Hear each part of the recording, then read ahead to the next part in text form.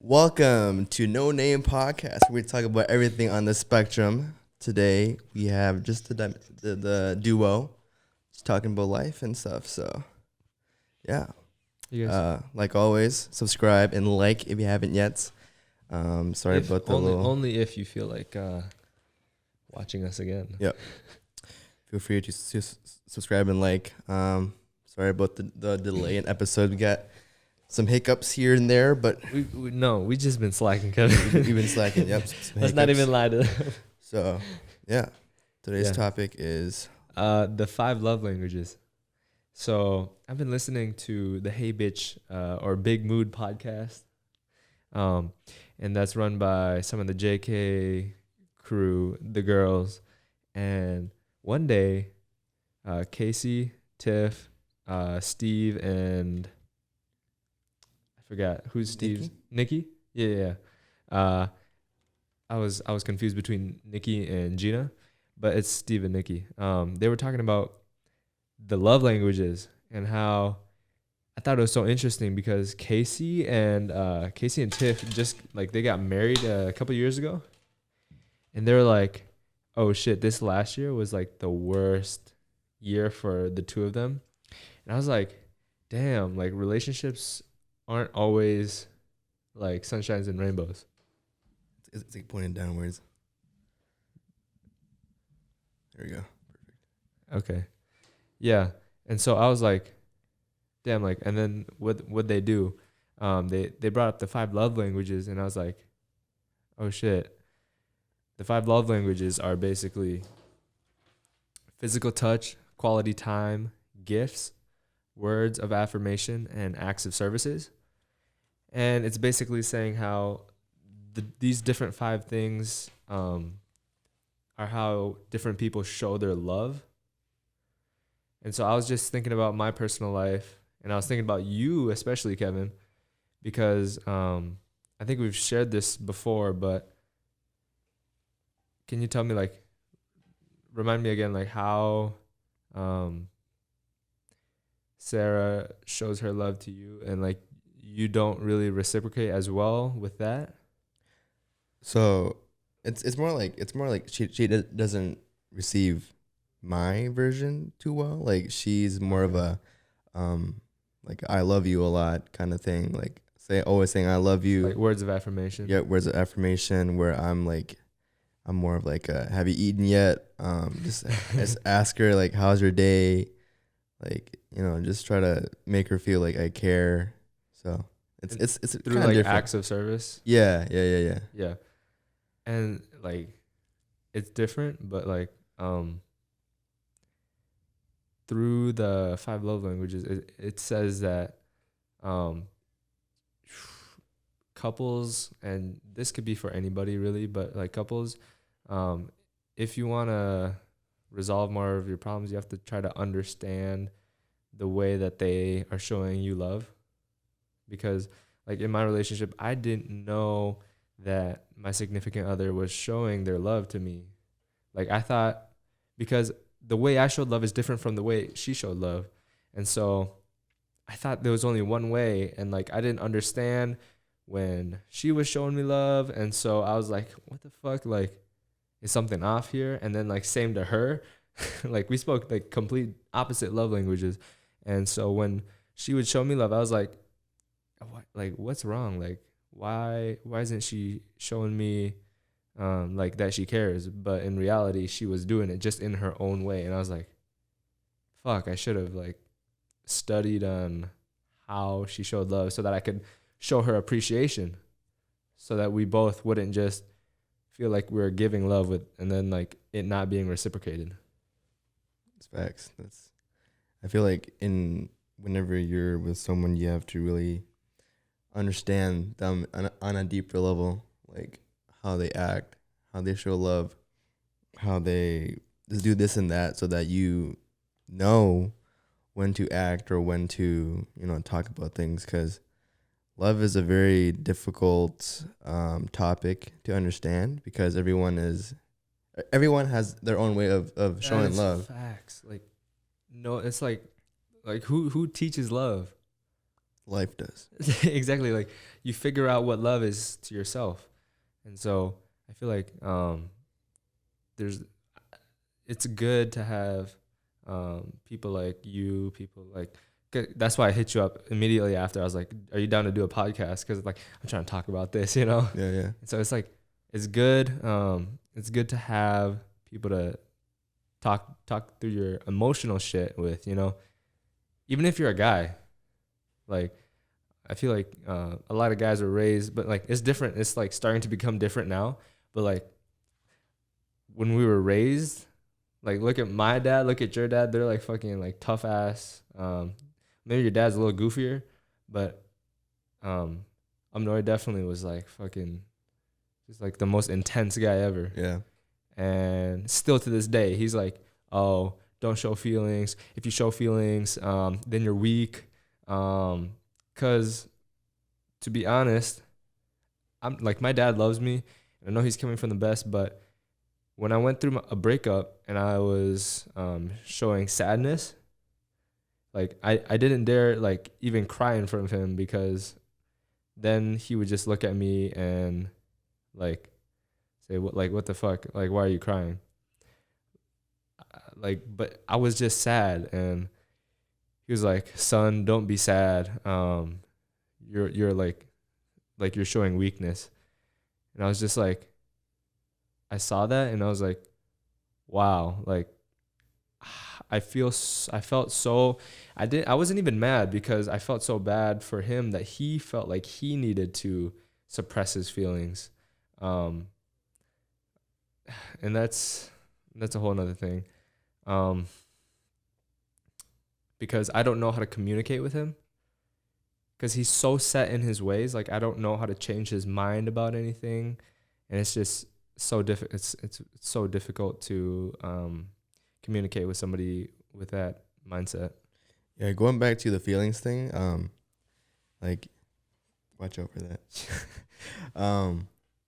Growing up, you know, like I'm knowing and my dad, like they'd always say boys can't cry, boys can't be sad because if you do that you're just weak or you're stupid. Mm-hmm. And like growing up, like I've dealt with so much shit like that has challenged that statement of boys can't show feelings and show that. That's why whenever I got into like a relationship or like just talking to people, it's hard for me to like communicate my emotions because I was born and raised on that mindset of boys can't cry or boys can't show emotion. So so for years, like throughout most of my middle school, high school years, I would show no emotion. It's like I'm a brick wall. Like but like nowadays I'm working on it more and like trying to communicate my emotions like more. How did you feel in middle school and high school?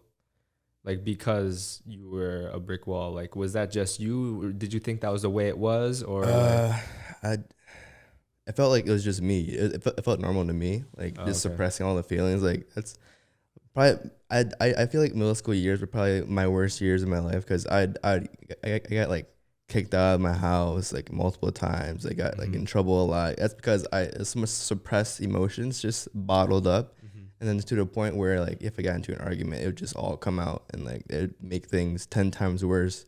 So like that mindset of being a hardo and stuff is like that has affected me through growing up to becoming a man. Like I was always like I can't show my girlfriend that I'm sad or like I can't show the boys that I'm sad because like I have to be strong.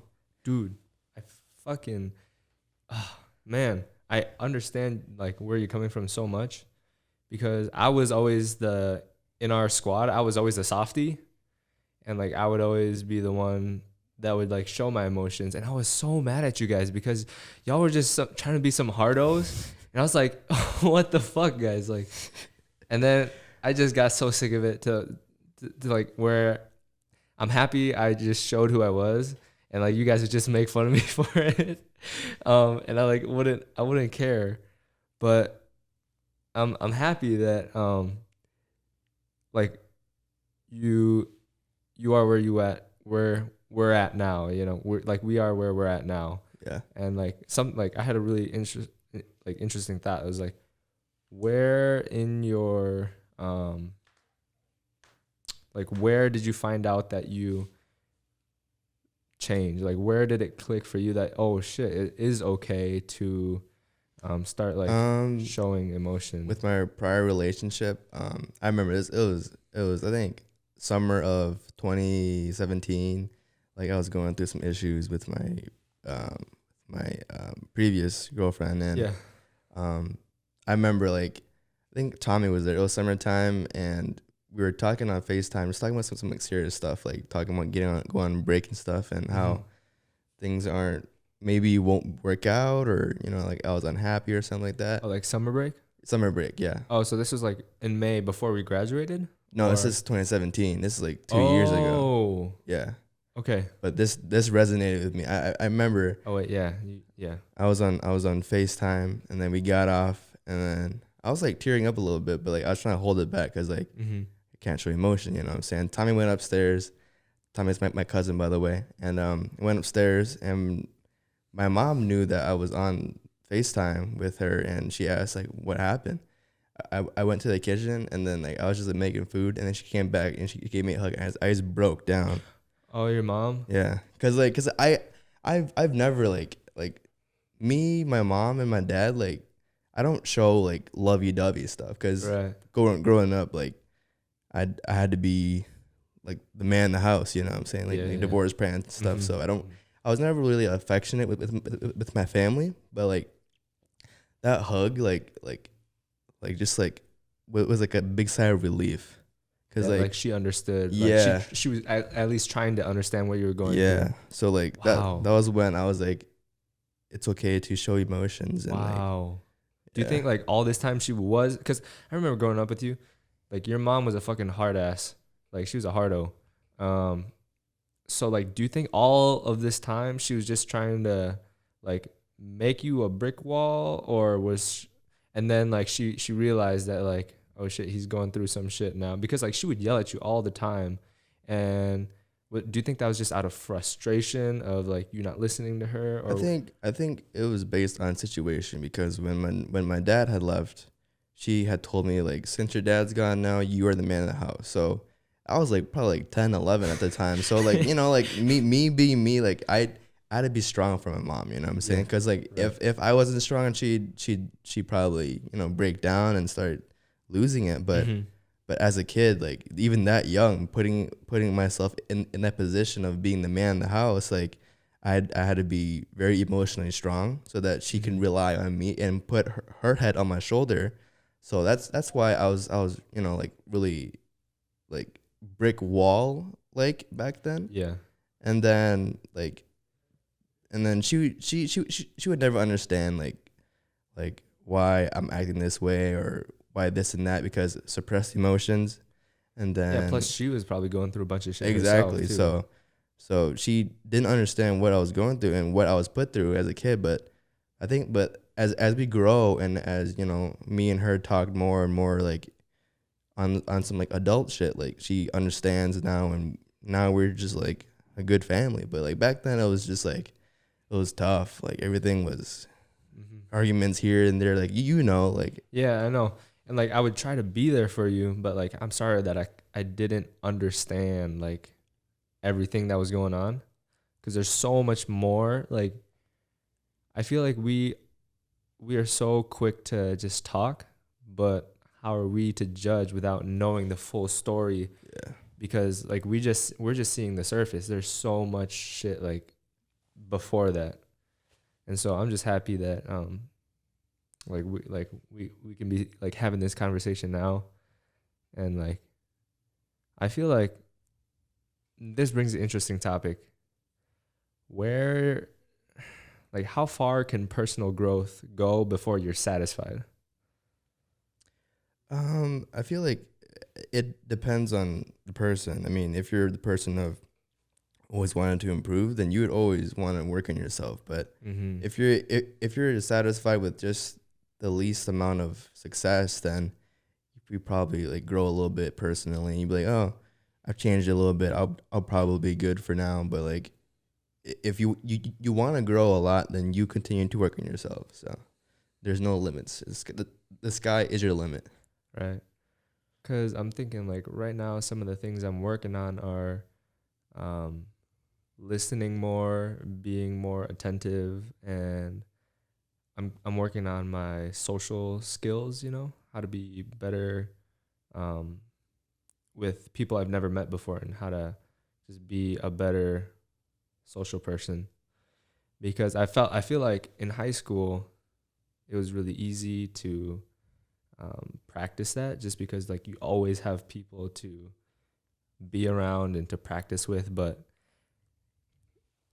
combined with a relationship and now not being with a lot of people my age, I felt like I've lost that that spark that I once had of like easily engaging in conversation. And like when you meet someone who's like really good at it, like you can tell. Like today I met somebody at a my assistant's husband. He was just like so good at conversating. Like I met him today and we were just like talking and talking. Like it just felt effortless, like because he was so good at conversing. And like I was like, holy shit, like how can he make it feel this natural? And I was like, damn, I want to be there, but like when I'm there, do I kind of like, is there improvement or like? It's hard to tell. Because I don't know. Yeah, and time will tell. Like if you get good at something, you get better at it. Like Yeah. talking to people or just talking about stuff. But one thing that you said was we as entrepreneurs, we're not around people our age anymore. So I kind of miss that feeling of like being in like class, just like messing Just around. being in class? Being in class, just like talking to people my age, like, hey, what up, fuck face? You know what I'm saying? But like now it's like, hey, how are you doing? Good, good, awesome. No. Dude, like I miss like having people my age just surrounded me, like, at school or like at the college. I definitely feel what you're saying. Like walking around, like just feeling people like you're the same age, like The vibes, the vibes bro. are right. Like talk about like, oh, I fucking hated this assignment. I hate that teacher, and like relate to that person. But nowadays it's like a lot of adult things. It's not a bad thing, but like it's changing. Like it changed from through like high school stuff to adult stuff. So yeah. So what I'm thinking, like, we can fix that. Yeah, it's fixable. Yeah. We can, like, if there's a problem, we could do shit to change it. And so, like, I'm thinking, what can we do to, like, fill that vibe, fill that emptiness in our life? Oh, my God.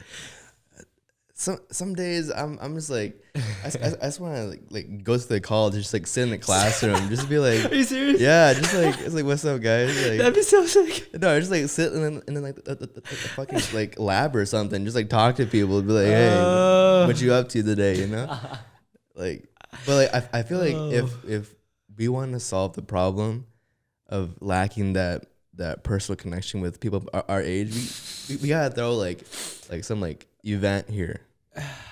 Not just ping pong, but like some fun. You know what I'm saying? Someone that will gather people here. You know what I'm saying? So if you're watching and you know what you want to, or if you want to do something fun and you want us to host it, just let us know in the comments and we'll. Yeah, whatever you're into, like whatever board games. A lot of people play Catan, Monopoly, Super Smash Bros. On the Switch. Whatever you're into. Yeah, so if you're interested in us having or hosting a party or an event here at the office at China Hall, please let us know in the comments and we will for sure get that put together and invite everyone that you like here. Exactly. Or if you're just trying to be friends, Just trying to be friends too, yeah, and just hit us up on Instagram. Dude, that sounds so creepy.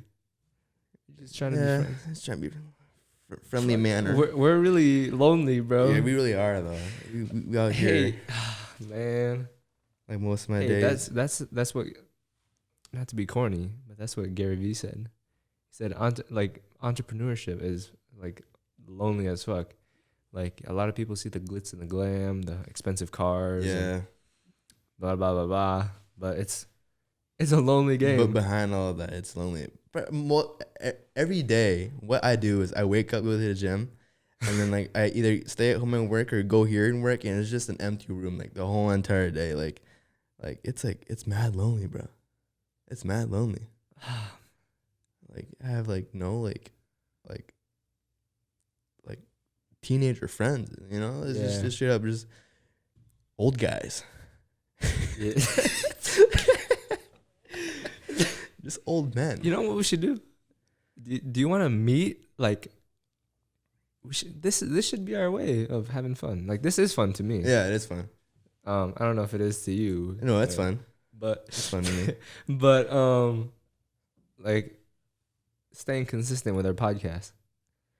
So that we need to make bulk content, meaning we need to sit down for X amount of hours and just shoot a bunch of episodes. That's a lot easier. So? Yeah, it's a lot easier. But we're trying to solve the problem of not being lonely as well. True. So it's like, do we want to spread it out and just commit time into not being? It sounds so fucking sad. We need guests too. We need like people. Yeah. Oh, let's go to the college, get people as for guests. We should do that like a change our mind kind of thing, but just like a podcast. Just like set a table. Yeah, I don't want people to change my mind. I don't like that stuff. Set a table in the atrium with this. Oh, and just like sit down and talk to people. We should do that. But it'd probably be hard getting that past the dean. Oh, people don't care. The atrium. The atrium, main lobby. People don't care. We still have our IDs. They might ask, like, well, what is this for? Where's it going? Oh, this is for media arts, baby. It's for a class. It's for my class, media arts. Set up a whole entire step in the atrium. For Facts. Or we could just go in the cafeteria. You know, a lot of people in the cafeteria. Yeah. Set up, those tables are good for the clamp. Just clamp it up and plug it in. Just have a whole podcast in the cafeteria. Okay. That might be a stretch, though. Yeah. Might be a little stretch. But... Why? I don't know. We're bringing a whole entire setup. It's like a bunch of shit to a college and just setting that with like no permission, you know? Yeah. But it's always a possibility. So you never know. I definitely like the idea of inviting other people. Though. Yeah. That are our age. Yeah. For sure. Talk about like, what are your hobbies? What do you do in your free time? Yeah, man. Because I don't want to I don't want to grow up too fast. Yeah. It's, like I found myself playing racquetball with old guys, huh? With like 5 grown-ass adults with kids. Nothing against them. They are great human beings. But I just didn't like to be... I wasn't enjoying it. Yeah, because you can't be like crazy, you know? Yeah. Like with the boys, like in the back car kind of thing. You're just like... Yeah, no, that would not fly, bro. Exactly. They'd be like, what the... Exactly. Carl, you got a crackhead on your team. Carl's my team lead. Dog. We're just some suppressed... people out here. Yeah, we need friends, bro. No, but this is good. Just talking about it is good. We should have some time like Jackson Abdi calling and just have a whole entire boys podcast. Oh yeah. Yeah. Would they be down for that though? Maybe. Yeah. Let's talk about our new passion, volleyball. Yes. Volleyball is so fun. Let me tell you guys. Haiku is good. I'm like almost done with season 2. Really? Yeah. The thing is that there's no season 3 on Netflix. Yeah. There's season 3 though, right? But it's not dubbed. Wait, it's on Netflix? Not on there, but I think it exists, right? Yeah. Season 3 exists. No. Yeah, it exists. But it's straight up just full on Japanese. Well, I I only watch it subbed. I watch it dubbed.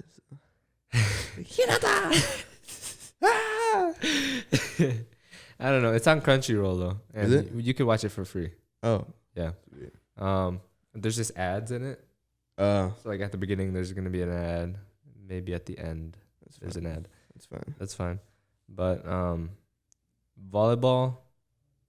What do you have to say about volleyball? So, growing up, I was always around volleyball. Like my dad would play volleyball Mhm. like every week or every weekend or something like that. Like Yeah, yeah. beach volleyball, we go out with friends and play. But I didn't get to get like competitive in it until summertime, last summer when I played league in West Concord. But I was just like a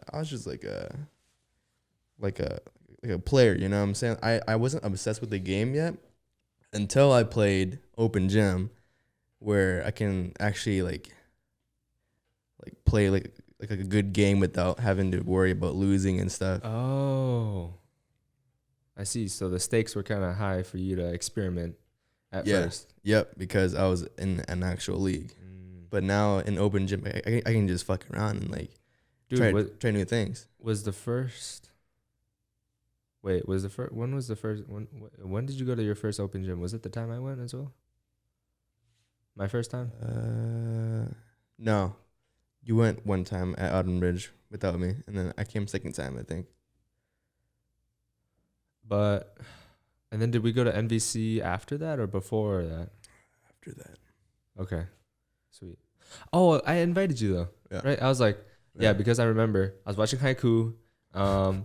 Tim, I hit up Tim, and then we just started talking. He's like, "Oh shit, you come to Autumn Ridge," and I was like, "A church? Is this like where do you like praise the Lord in between your games and like pray and all that stuff?" But no, it's because I'm not religious, and so I was like, "Oh, is this gonna be like a little much for me?" Like nothing against religions, period, but I just haven't found the need to follow one yet. Maybe I will in the future. I'm open to that, but not now. So I was wary of playing in a church the first time. But then I showed up, and people were just super chill. People at Autumn Ridge, man, mm-hmm. like they're the nicest people, like nicest people that play volleyball. You know, it's a different dynamic from NVC. I feel like when I play personally, when I play at Autumn Ridge, it's more laid back. But when I play at NVC, it's more competitive. Yeah. I don't know why. It just is. Like, even though they're both open gyms, Mm-hmm. but I feel more competitive at NVC. I think I know why. Speaker, I think. Oh. Thought it was a Demogorgon up in here. No. But I think I know why. It's because there's a lot more strangers at NVC. NVC is National Volleyball Center. It's at a local high school here in Rochester, Minnesota. But yeah, there's a lot more strangers and people that we don't know at the National Volleyball Center versus at Autumn Ridge. It's much smaller. There's only 2 courts, and a lot of the times you get to know of everybody. Like, you might not know everybody's names, but like you know everybody, and you play with each other like every single week, you know. Mm-hmm. Whereas at the National Volleyball Center, down at Court 1, those are the fucking really good people. Yeah. Like you see, like they're just fucking, and then like all the other ones, there's like 4 other courts in that gym, and you just can't get into all of them, you know. But maybe that'll change with time. Maybe it'll become more chill as we start becoming friends with more people, you know, like introducing ourselves, because like definitely walking into a room full of strangers, Intimidating. very intimidating. Very intimidating. Like you don't know anybody. Mm-hmm. That's why the first time we went there, we were like, oh shit, are we not, like we're not supposed to be over here? Yeah. Like, oh shit, this is like league games over here. I remember you saying that, and I was like, oh shit, yeah, they look like they're teams and all together and stuff. And so we were like, oh shit. But as we started playing at Autumn Ridge and we started meeting the people there, I started to ask like, so is the National Volleyball Center just for leagues? And then it's like, nah, man, it's open gym. Like, come next time and join us. And I was like, Oh shit, Kevin, let's go. Yeah. Yeah. But we've been improving a lot. Yeah. Like, what is your favorite aspect of your game personally? What do you mean, like what I play or Yeah, like what's your favorite thing to do in volleyball? hitting? So my obsession right now is getting better at hitting. Yeah. I have the problem of being too hard on myself when I don't do things well. Okay. Even if the sets aren't good or like it's like a bad game, like I always personally put myself where I would say I could have gotten that ball or I could hit that ball, but Right. I just did it, not too good. So Mm-hmm. so many times, or like sometimes when I have bad games, like I get like really like frustrated because I know that I have the build and strength to do it, but I just can't execute it properly yet. Yeah. So my obsession is hitting because I know that when we can get technique down, we would be lethal hitters. Like Right. that's no question about that. But like it's just time and repetition will tell that. But definitely for me, it's spiking because Spiking is fun. it's like the ace, you know what I'm saying? Like last hit, boom, like Yeah. super fast. Uh-huh. Back then, I really enjoyed playing libero because I would like dive all across the Yeah, court. you love diving. Well, I don't know if you love diving, but you dive a lot. I do. My favorite dive move is rolling thunder. One arm out, Rolling thunder. Yeah, just straight up. But Yeah. but nowadays I'm really hammering down on spiking because I know that if I work on it and get better at it, I can be really good at it and use that to my Yes. advantage summer league. So Definitely know what you're talking about, bro. Because for me, I don't know if you remember the first couple times we were playing, like I hit into the net a lot for spikes. It's so frustrating. But and like for you, I remember all you did was hit like into the net or straight up. But now you're actually like snapping. you're snapping and like your spikes are not too powerful yet, but like Yeah. they're going. Like it's the right movement, And like I just seeing us improve, it's like so awesome. And now I'm at the point where I can just jump up and like actually spike it down with like force. Now the next step is just to like get a little bit more hang time and choose where I hit it down Yeah. now. And it's like, wow, that we can improve and like become so good at this. Once I get into something like volleyball or like hobbies, I won't stop until like I'm like satisfied. So like me being in volleyball, like I will play Tuesday, go home bruised up like hell, like can barely walk, but like I look forward to playing on Friday and Sunday because Right. it's like more practice for me, and that's one more chance that I can hit some balls. And like even though like my fucking elbow was all fucked up and shit, I still played like games too. Like Yeah.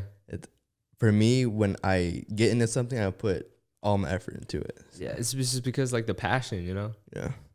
Man, let's go.